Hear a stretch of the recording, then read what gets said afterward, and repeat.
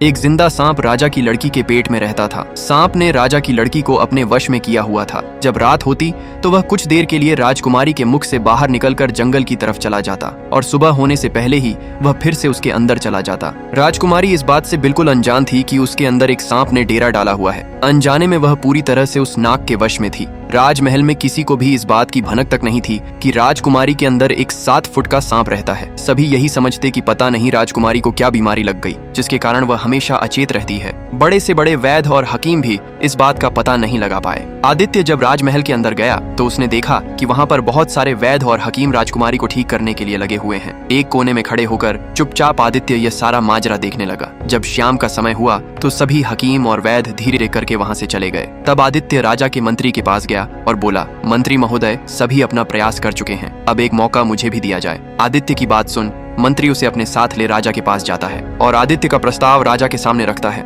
बेचारा हर तरफ से निराश हो चुका। राजा एक बार अनमन ढंग से आदित्य की तरफ देखता है, फिर दुखी मन से कहता है, बताओ तुम मेरी बेटी का इलाज किस प्रकार करोगे। आदित्य राजा को प्रणाम कर बोला, महाराज, मुझे एक रात अपनी बेटी के साथ ठहरने की इजाजत दीजिए, तभी मैं किसी नतीजे पर पहुंच सकूंगा। एक बात और महाराज, मैं बिल्कुल एकांत में राजकुमारी के साथ रहना चाहता हूँ, तभी मैं अच्छे से ध्यान लगाकर राजकुमारी जी की बीमारी का पता लगा पाऊंगा। आदित्य की आत्मविश्वास भरी बातों से राजा के मन में हल्की सी उम्मीद जागी। उसने आदित्य को रात में राजकुमारी के साथ एकांत में रुकने की इजाजत दे दी। राजा की इजाजत मिलते हुई आदित्य राजकुमारी के कक्ष में गया और उससे कुछ दूर एकदम चुपचाप बैठकर उसे देखने लगा। जैसे ही रात के 12 बजे का समय हुआ तो अचेत अवस्था में पड़ी हुई राजकुमारी के मुंह से सांप बाहर निकला और महल के परिसर से होता हुआ जंगल की ओर चला गया। यह सब देखकर दंग रह गया। वो बिना कुछ हरकत चुपचाप वहीं बैठा रहा। जब रात का आखिरी पहर खत्म होने को आया तब वह सांप वापस लौटा और राजकुमारी चंद्रकला के मुख से होता हुआ पूरा उसके अंदर समा गया। दम साधे आदित्य को यह सारा माजरा देखता रहा। सारा माजरा देख